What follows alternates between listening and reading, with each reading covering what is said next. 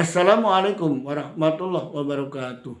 Alhamdulillahirabbil alamin. Puji syukur kita panjatkan kehadirat Ilahi Rabbi. Saudaraku, kita pada bagian yang kelima ya, masih Isra Mi'raj berkaitan dengan sholat ya. Karena memang perintah sholat itu hasil dari Isra Mi'raj. Jadi kita harus betul-betul tahu apa itu sholat ya.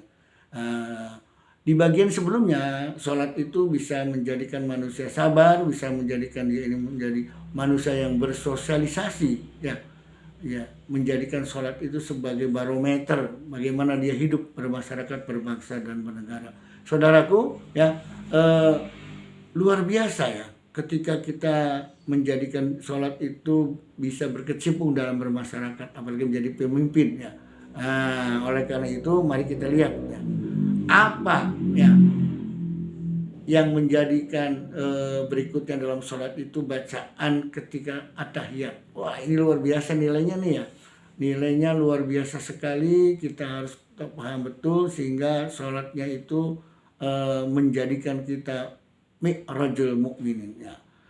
Dalam bacaan tahiyat itu ya, at-tahiyatul mubarakatus sholawatut thayyibatu lillah. Nah, di sini seterusnya ya, kita diawali dari bacaan tahiyat itu segala kehidupan ya, segala kehidupan, at-tahiyatul mubarakatus, kehidupan yang penuh dengan berkah.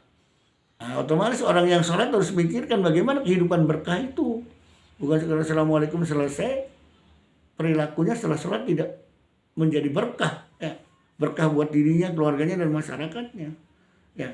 Nah, segala kehidupan, at-tahiyah, segala hidup apapun dan kehidupan yang penuh dengan keberkahan wa barakatuh ya.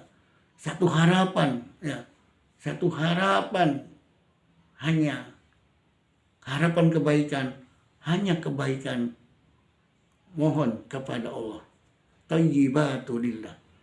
Artinya satu harapan di mana kita dalam hidup ini, satu harapan ya, satu kebaikan ya, mendapatkan kebaikan menurut Allah, thayyibatu lillah. Nah, di sini ya, bagaimana orang yang sholat itu hidupnya berkah, bukan untuk dirinya saja, untuk keluarganya, untuk masyarakat, untuk bangsa dan negaranya. Hidup penuh keberkahan sebagaimana keberkahan di zaman Nabi Ibrahim Allah berikan. Bagaimana di Mekah itu Nabi Ibrahim meninggalkan anak cucunya sampai sekarang penuh dengan berkah dan meriah ya. Demikian juga Nabi Muhammad melanjutkan daripada ajaran Nabi Ibrahim bila Ibrahim dalam kehidupannya ya, tentu ya berharap hidup berkah sebagaimana kama sholaita ala Ibrahim ya, sebagaimana Nabi Ibrahim ya membangun Mekah, membangun kota Mekah ya, sampai sekarang penuh dengan berkah. Nah, kita yang bangsa Indonesia yang diberkahi, yang diberi kekayaan alam, minyak bumi, batu bara, tambang emas, tambang nikel, tambang timah, dan semuanya seabrek-abrek, itu harus ya kira-kira menjadi berkah buat seluruh rakyat bangsa Indonesia ini. Nah, inilah kalau pemimpinnya itu diawali bisa ya menyadari fungsi sholat sebagai satu modal dalam membangun dirinya, membangun keluarganya, membangun masyarakat, membangun negaranya. Ini dengan pendidikan dalam sholat itu bisa menjadikan ya masyarakat bangsa yang penuh dengan keberkahan. Tapi sebaliknya ketika pemimpin tidak bisa membawa ke arah keberkahan, mengajak rakyatnya untuk beriman dan takwa, kebalikannya Allah akan memberikan azab dari langit dan dari bumi. Walau anna ahlal qura amanu wattaqu la fatahna alaihim barakatim minas samawati walakin kaddabu fa akhadnahum bima kanu yaksibun. Luar biasa saudaraku ya, ayat ini menjadikan ya ada hubungannya ya, hubungannya antara sholat menuju kualitas iman, menuju manusia takwa, dan menuju keberkahan dalam kehidupan. Allahu Akbar. Luar biasa konsep dalam Islam ini.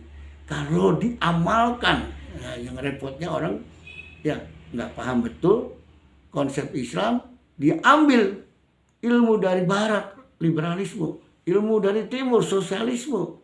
Ya, yang satu tidak mengenal akan Tuhan agama, yang satu bebas tidak perlu agama, kemudian belajar di sana pulang ke Indonesia, kemudian malah diamalkan ajaran liberalisme dan sosialismenya. Padahal kita sudah punya nilai-nilai Pancasila yang berketuhanan, yang di dalamnya itu inklusif, nilai-nilai agama digunakan sebagai nilai filter dalam kehidupan berbangsa dan bernegara dengan ketuhanan itu. Tapi kok nilai ketuhanan itu tidak diwujudkan dalam bagaimana mengelola sebuah masyarakat, sebuah bangsa dan bernegara. Malah menggunakan pengelolaan dengan pola pikir barat, liberalis, federalis, ya, dengan sosialis. Nah, disinilah perlu belajar sholat, ya, para pemimpin itu, sehingga dia akan tahu persis. Nah, oleh karena itu saudaraku, ya, ini bagian yang kelima dari Isra dan Mi'raj. Kita lanjut dengan bagian berikutnya. Assalamualaikum warahmatullahi wabarakatuh.